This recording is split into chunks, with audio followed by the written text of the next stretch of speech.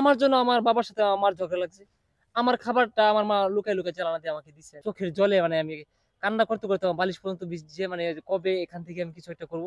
আমাদের এরকম $৪-৫ হাজার আসে আরকি। আমরা এই ৬ জন একদম সিঙ্গেল। সেখান থেকে তাকে ভাল লাগতো। তো অনেকবার প্রপোজ করছিলাম। অ্যা সে মানে করছে, ইগনোর করছে। দর্শক, স্বাগত জানাচ্ছি টাইমস টুডের ঈদ আয়োজনে। এবারের ঈদে আমরা মূলত সাজানোর চেষ্টা করেছি বাংলাদেশের যারা জনপ্রিয় কন্টেন্ট ক্রিয়েটর রয়েছে তাদেরকে নিয়ে। আমাদের আজকের এই পর্বে রয়েছে শেরপুর জেলার জনপ্রিয় একজন কন্টেন্ট ক্রিয়েটর, যাদের কন্টেন্ট ইতিমধ্যে বাংলাদেশ সহ বাংলাদেশের বাইরের দেশগুলোতেও বেশ জনপ্রিয়তা অর্জন করেছে। নাসা ভাই বিনোদন, সেই নাসা ভাই টিমের রাসেলের সাথে আমরা কথা বলবো। রাসেল, কেমন আছেন? জি, আলহামদুলিল্লাহ। ভালো আছেন? জি, ভালো আছি। আপনাকে ঈদের শুভেচ্ছা জানাচ্ছি। ঈদ মোবারক। ঈদ মোবারক।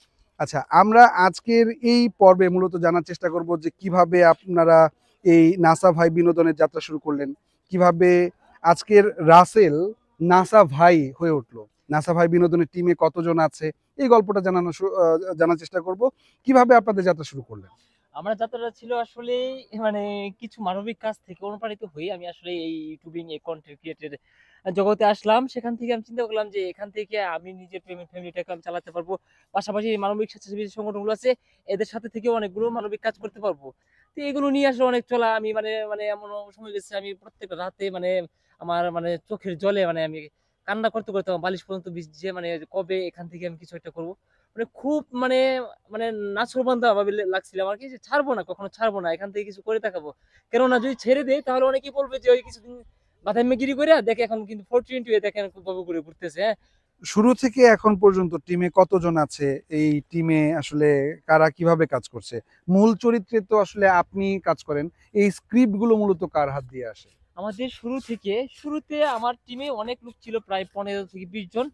তো ছোট্ট একটা ধাক্কা মানে কেউ সহ্য করতে পারে না, অনেকেই আমাকে মানে ছেড়ে চলে গেছে। তো আবারও আমি নতুন করে গুছাইলাম, গুছাইয়ের মধ্যে নতুন করে এড করলাম। আমি আমাকে আমিন আছে, সাগর আছে, পরে লিপুরে এড করলাম। এইভাবে ধীরে ধীরে সবাইকে এড করলাম। আমার টিমে 6 জন মেম্বার সহ নিয়ে কাজ করতেছি, যা আলহামদুলিল্লাহ ভালো চলতেছি। এই স্ক্রিপ্ট গুলো মূলত কার করা? হ্যাঁ, এই স্ক্রিপ্ট গুলো হচ্ছে এগুলো আমি শুরুর দিকে তো আমি একাই করতাম সম্পূর্ণ। মিনিমাম এরকম ৭-৮০০ কন্টেন্টের স্ক্রিপ্ট আমি একাই ক্রিয়েট করছি পার্সোনালি। তো তারপরে ভাবলাম যে একা থেকে যদি আমি টিমের সাথে যদি একটা আলোচনা সাপেক্ষে একটা কাজ করি সেটা আরো সুন্দর হবে। টিমের সহযোগিতা নিয়ে আমিন আছে, সাগর আছে, ক্যামেরাম্যান আছে, আরো অনেকেই আছে। এই ৬-৭ জনে বইসা একটা স্ক্রিপ্ট আমরা সুন্দর করে ফুটিয়ে তোলার চেষ্টা করি আরকি এখন। আচ্ছা, এই নাছা ভাই বিনোদন তো ফেসবুক, ইউটিউব, টিকটক থেকে শুরু করে সব ধরনের সোশ্যাল মিডিয়া প্ল্যাটফর্মে কাজ করছে।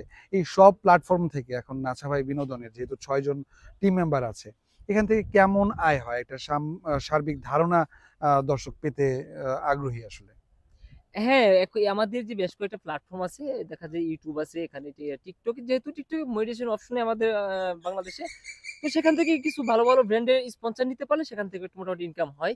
তো YouTube, Facebook পেজ, TikTok এগুলো সবকিছু একত্র করলে দেখা যায় আমাদের এরকম $৪-৫ হাজার আসে আরকি মাসে। কিন্তু কখনো কি নিজেদের মধ্যে রাগারাগি হয়েছে? ওরা তো আপনার অনেক জুনিয়র। হ্যাঁ, ওরা অনেক জুনিয়র। তো কাজের সুবাদে, কাজের মানে সৌন্দর্যের দৃষ্টি থেকে যদি চিন্তা করি, ওটা কাজ ভালো করার জন্য অনেক সময় একটু রাগারাগি হইছে। কিন্তু এছাড়া যে টিম ভেঙে যাবে, টিম আমাকে ছেড়ে চলে যাবে কিংবা আমি তাদেরকে সরিয়ে দিচ্ছি, ছেড়ে দিচ্ছি, এমনটা কখনো হয় নাই আর হওয়ার আশঙ্কাও নাই। আচ্ছা, ব্যক্তিগত বিষয়ে চলে আসি রাসেলের। নাসা ভাই বিনোদন টিমের একজন টিম লিডার, যে প্রত্যন্ত অঞ্চলে কনটেন্ট বানিয়ে সারা বাংলাদেশে সাড়া জাগিয়েছে এবং একই সাথে এই প্রত্যন্ত অঞ্চলের কয়েকজন মানুষকে একেবারে জিরো থেকে হিরো করেছে। তো আমরা ব্যক্তিগতভাবে জানতে চাই যে আসলে নাসা ভাই বিনোদন এখনো কি সিঙ্গেল কিনা? হ্যাঁ, শুধু আমি না, আমার পুরা টিম, আমার টিমে যে ৬ জন মেম্বার আছে আমি সহ, আমরা এই ৬ জন একদম সিঙ্গেল। বিয়ে তো দূরের কথা, মানে আমাদের ৬ জনের ভিতরে কেউ প্রেমও করে না। না, না, এইটা এটা আসলে কি স্ক্রিনের জন্যই কি বলার কথা বলা, নাকি না, না, আসলে না, প্রেম হয় নাই? না, না, মানে এটা বিষয়টা এমন হয়ে গেছে কি জানেন? আসলে মানে অনেকে ভাবে হয়তোবা, যদিও আসলে প্রেম করার ইচ্ছা কার না জাগে? সবারই জাগে। কিন্তু আসলে সেটার এখন সময় নাই। সেদিকে আসলে মানে সময় দেওয়ারও অতটা ইচ্ছেও নাই। কারণ এইদিকে একটু ফোকাস করতেছি যে নিজের জীবনটাকে, নিজের সমাজ, নিজের পরিবারটাকে এভাবে গুছায় নেই। একজন একজন ভাইরাল তরুণ এখন পর্যন্ত প্রেমের প্রস্তাব পায় নাই, এটা আসলে স্ক্রিনের কোনো দর্শকই বিশ্বাস করবে না। আসলে প্রেমের প্রস্তাব কতটা আসে? এইটা বিষয়টা হচ্ছে এরকম, হয়তোবা অনেকে করতে চায়, এ ওনারা হয়তোবা এটা ভাবে যে না হয়তোবা ইনি মানে বুকিং, এরকম ভাবে হয়তোবা। স্কুল জীবনে প্রেম কখনো হয়েছে? না, আমার স্কুল জীবনে হ্যাঁ, প্রেম মানে যে একটা প্রেম ইয়ে হয়েছিল, কিন্তু এটা হচ্ছে একতরফা প্রেম। মানে এটা সেটা কি ছিল মেয়েটা ক্লাস, মেয়েটা ভালোবেসেছিল নাকি না, না, না, রাসেল আমি ভালোবাসে? তাকে পছন্দ করতাম। তো আচ্ছা। তখন আমি ক্লাস 10 এ পড়ি, মানে এসএসসির মডেল টেস্ট পরীক্ষার আগেই। আর সে তখন ক্লাস 7 এ পড়তো, হ্যাঁ? তো একই কোচিংয়ে পড়তাম তো। তো সেখান থেকে তাকে ভালো লাগতো। তো অনেকবার প্রপোজ করছিলাম। সে মানে করছে, ইগনোর করছে। এখন এই বিষয়ে যদি বলি যে কন্টেন্ট ক্রিয়েটর হবার যে মনের ভেতর সুপ্ত আকাঙ্ক্ষা, এটা আসলে এমন কোনো কন্টেন্ট ক্রিয়েটর আছে দেশে বা দেশের বাইরে যাকে দেখে আসলে নিজেরা অনুপ্রাণিত হয়েছেন বা আপনি নিজে কন্টেন্ট ক্রিয়েটর হতে চেয়েছেন?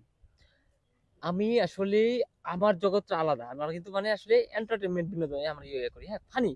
আমরা যে ফানি সাইডে আছি। কিন্তু আমি যার কাছ থেকে আসলে অনুপ্রাণিত হয়েছি তার নামটা অবশ্যই বলা উচিত। আমি ওই ২০২২ সাল আ জুন, জুলাই হয়তোবা, তখন আমি ওই আমাদের মানে দেশ সেরা গায়ক কি বলবো তাকে? তাসরিফ খান ভাই। তো তাসরিফ খান ভাইয়ের কিছু দেখতাম, মানবিক কাজগুলো দেখতাম। তখন যেহেতু তাসরিফ খান ভাইয়ের, সিলেটের বন্যার সময়। হ্যাঁ, সিলেটের বন্যার সময় মানবিক কাজগুলো দেখতাম। তো আমি ভাবলাম যে আমি কনটেন্ট করি। আচ্ছা। যেহেতু আমি মোটামুটি ২০১২ সাল থেকে আ এই আমার সাংস্কৃতিকের সাথে মানে আমি মানে আমার একই যুগসূত্রে গাঁথা, মানে আমার পরিবারটাই সাংস্কৃতিক সাথে আচ্ছা, আচ্ছা। কারণ আমার বাবা মোটামুটি সবাই চিনে। আমার বাবা এই যে নাট্যকার আমিনুল ইসলাম বলে সবাই চিনে। আচ্ছা, আচ্ছা। তিনি ৯০ দশক থেকে শুরু করে মানে মঞ্চ নাটক যতগুলো, ৯০ দশক বললে ভুল হবে, ৮০ দশক বলা লাগে। সেখান থেকে তিনি মঞ্চ মাতানো নাটক করতেন এবং কি শ্রেষ্ঠ অভিনেতা নামে খ্যাত, আমাদের এক নামে চিনা নিতে পারিতে যে নাট্যকার আমিনুল ইসলাম। এই যে একজনের দ্বারা অনুপ্রাণিত হওয়া, বাবা মঞ্চের মানুষ। তো সবকিছু মিলিয়ে পরিবার থেকে কতটা মা মানে ১ম দিকে সাপোর্ট কম পেয়েছেন। এখন কেমন সাপোর্ট পাচ্ছেন? এখন মানে এখন মানে এই যে আমরা যে পর্যায়ে আছি, এই পর্যায়ে থাকলে আমার মনে হয় যে আমাদের বাংলাদেশে এমন কোনো পরিবার আছে সাপোর্ট করবে না। এখন সবাই করবে। এমন পর্যায়ে আসার পরে প্রত্যেকটা পরিবারই সাপোর্ট করে। কিন্তু মানে যখন কষ্ট হয় তখনও কিন্তু আরো কষ্ট দেয়। আর সেটা পরিবার আমাকে দিছে। আমার জন্য আমার বাবার সাথে আমার ঝগড়া লাগছে। আমার খাবারটা আমার মা লুকায়, লুকায় চালানা দিয়ে আমাকে দিছে, আমি খাইছি। অনেক সময় মানে আমার চোখের জল পড়ছে। মুখে খাবার তুলছি। এরকমও অনেক সময় গেছে। পরিবার থেকে কি বিয়ের চাপ আছে? না, পরিবার থেকে কোনো বিয়ের চাপ নেই। সম্পূর্ণ আমার উপর। যদি তুমি করতে চাও করো। আর না করতে চাইলে আরো পরে করো। সমস্যা নেই। আচ্ছা, প্রেম নাই বুঝলাম। বিয়ের জন্য কোনো পছন্দ আছে কিনা? বিয়ের জন্য পছন্দ নাই। তো হ্যাঁ, বিয়ের জন্য পছন্দ করা দরকার। এটা দেখে দিয়ে। আচ্ছা, কেমন আসলে নারী পছন্দ নিজের জীবনের সাথে জড়িয়ে সারা জীবন সেই কারাগারে বন্দী থাকার জন্য? এটা আসলে বেসিক্যালি যদি আমি মানে এখন আসলে বাহ্যিক সৌন্দর্য থেকে কিন্তু ভিতর সৌন্দর্যটা অতীবই জরুরি একটা সংসার ভালোভাবে যদি আমরা অতিবাহিত করতে চাই। হুম। সেই দৃষ্টিকোণ থেকে কিন্তু অবশ্যই বলবো একজন সাদামাটা। যিনি বিশেষ করে আমার বাবা-মা আছে। তাদের সাথে মানে নিজের বাবা-মা ভেবে বাকি দিনগুলো আমার সাথে কাটাবে। এমনই একটা সাদামাটা মেয়ে চাই। এ মানে একটু চিকন-চাকন মানে আচ্ছা, বুঝছো না? আ এখন এই মুহূর্তে নাসা ভাই বিনোদনের যেই উত্থান, যেই জার্নি, শেরপুরের প্রেক্ষাপটে যদি বলি যে শেরপুর থেকে যারা কাজ করে, মাস মিডিয়াতে যারা কাজ করে বা সোশ্যাল মিডিয়াতে যারা কাজ করে, তাদেরকে আসলে মানুষজন একটু অন্যভাবে দেখে যে ও তো গারো পাহাড়ের এলাকা থেকে এসেছে। তো এরকম অনেক কথা আসলে আমি নিজেও শুনেছি। আমি যেহেতু গণমাধ্যমে কাজ করি, যে জেলা থেকে উঠে আসা বা ঢাকার বাইরে থেকে উঠে আসা একটা ছেলে নাম রাব্বি। তো এই জায়গাটাতে আসলে আপনারা এরকম কখনো ফেস করেছেন? হ্যাঁ, অবশ্যই ফেস করেছি। বিষয় হচ্ছে এমনিতে কিন্তু আমরা যখন বলি যে আমরা শেরপুরের, মানে এটা আমরা বলতে শুধু আমি ব্যক্তিগত এককভাবে সেটা বলতেছি না। আমি বলতেছি যে আমরা শেরপুরবাসী যখন যাইয়া ময়মনসিংহের বাইরে যদি ধরি যায়, আমরা যখন ওইখানে যাওয়ার পরে বলি যে আমরা শেরপুরের, তখন মানে ফিডব্যাকটা এরকম আসছে যে কোন শেরপুর? তখন খুব খারাপ লাগে। মানে খারাপ লাগার কথা এটা। কোন শেরপুর? শেরপুর একটা জেলা। এটা বাংলাদেশের মানচিত্রে আছে। এটা তো মানে অস্বীকার করার কিছু নাই। তখন আমাদেরকে টেক লাগাই দেয় জামালপুর শেরপুর। অথবা আমাদেরকে এমনটা শোনায় যে বগুড়া শেরপুর। তো আচ্ছা। যখন আমাদেরকে শোনায় যে কোন শেরপুর, তখন অনেক খারাপ লাগে। তো রিসেন্টলি হয়তোবা নিজেকে অনেকটা ভাগ্যবান মনে করব। যে এখন অনেকেই বুঝে যে শেরপুর শেরপুর মানে জেলা। এই শেরপুর। আর এটা হয়তোবা আমি সহ আরো অনেকেই এটা নিয়ে কাজ করছে। তো আজকে মোটামুটি সবাই চিনে যে শেরপুর জেলা। এখন যেইভাবে ইনকাম হচ্ছে আসলে ভবিষ্যতে যখন ১ জন থেকে ২ জন হবেন মানে বিয়ে করবেন, পরিবার হবে তখন তো আসলে এই ইনকাম আরো বাড়াতে হবে। তো সেই সময়টাতে আসলে কন্টেন্ট ক্রিয়েশনের পাশাপাশি অন্য কোনো পেশার সাথে যুক্ত হওয়ার কোনো ইচ্ছা আছে কিনা? ইচ্ছা আছে। তো যে সামনে ভালো কিছু একটা করব, যে কন্টেন্ট ক্রিয়েট করব, পাশাপাশি এমন একটা কিছু করব যেটা হচ্ছে বিজনেস হতে পারে। একটা ব্যবসায়ী একটা প্রতিষ্ঠান যদি আমরা দিতে পারি, তো সেটাকে রাখবো, আর পাশাপাশি এই কন্টেন্ট রাখবো। বাংলাদেশের কন্টেন্ট ক্রিয়েটর জগতে যে সকল কন্টেন্ট ক্রিয়েটররা রয়েছে, তো এদের আসলে একটা কমিউনিটি করার বিষয়ে দীর্ঘ সময় যাবৎ কথাবার্তা চলছে। আসলে কন্টেন্ট ক্রিয়েটরদের একটা কমিউনিটি হওয়া উচিত, একটা গাইডলাইন হওয়া উচিত। নীতিমালা হলে অনেক সময়ই দেখা যায় যে ভুল তথ্য ছড়িয়ে অনেক সময় মানে সমাজে গুজব ছড়ানোর কথাও চলে আসে। তো আপনারা আসলে এই কমিউনিটি করার বিষয়ে কোনো ধরনের ঢাকার যারা কন্টেন্ট ক্রিয়েটর বা ঢাকার বাইরে যারা কাজ করতেছে, আঞ্চলিকভাবে যারা কাজ করতেছে, তো তাদের সাথে আসলে আপনারা নিজেরা কখনো সমন্বয় করেছেন কিনা, আলোচনা করেছেন কিনা, বা ঢাকা থেকে আপনাদেরকে ডেকেছে কিনা কখনো? হ্যাঁ, আমাদের বাংলাদেশের যে কন্টেন্ট ক্রিয়েটর গুলো আমার ব্যক্তিগতভাবে আমি পছন্দ করি, তাদের সাথে আমার যোগাযোগ হয়, তাদের সাথে একটা কমিউনিকেশন আছে আমাদের। আর দেখা হয়, মানে বিভিন্ন ট্যুর হয়, একসাথে যাই, যাদের কন্টেন্ট গুলো আমার বেশি ভালো লাগে তাদেরকে। এই গুজবগুলো যদি আমরা মানে এড়াতে চাই, অবশ্যই আমাদের একটা একতাবদ্ধ হয়ে আমাদের একটা সংগঠন হোক, আর যেটা একটা ফোরাম হোক, একটা করা উচিত। নতুন কন্টেন্ট ক্রিয়েটর যারা এখন এই মুহূর্তে সাম্প্রতিক সময়ে কন্টেন্ট মনিটাইজেশন হয়েছে, অনেকেরই হয়েছে। তো এই কন্টেন্ট মনিটাইজেশনের কারণে অনেকেই আসলে নিজেরা কন্টেন্ট বানানোর পরিকল্পনা করছে। তো আসলে যারা নতুন করে কাজ করার জন্য এই প্ল্যাটফর্মগুলোতে আসতেছে, ফেসবুক, ইউটিউব, টিকটক থেকে শুরু করে অন্যান্য সোশ্যাল প্ল্যাটফর্মগুলোতে আসতেছে, তো তাদের জন্য আসলে নাসা ভাই বিনোদনের পক্ষ থেকে একজন টিম লিডার হিসেবে আসলে তো অগ্রজ হিসেবে তাদের জন্য আপনার কোনো ধরনের পরামর্শ থাকবে কিনা? হ্যাঁ, পরামর্শ অবশ্যই, একটা পরামর্শ শেয়ার করা উচিত।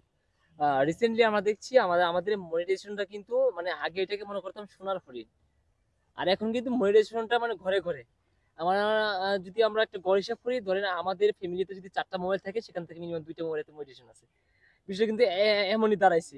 তো মনিটাইজেশন দিচ্ছে ঠিক আছে, এখানে কিন্তু আমাদের ফেসবুক ম্যাটার, যে তাদের আসলে রুলস নিয়ম কারণ এগুলো আসলে কিভাবে মানবো, আর তারা যে কখন কোন নিয়ম আমাদের উপরে মানে ছুঁড়ে মারবে, সেটাও আমরা আসলে আদৌ বুঝতে পারি না।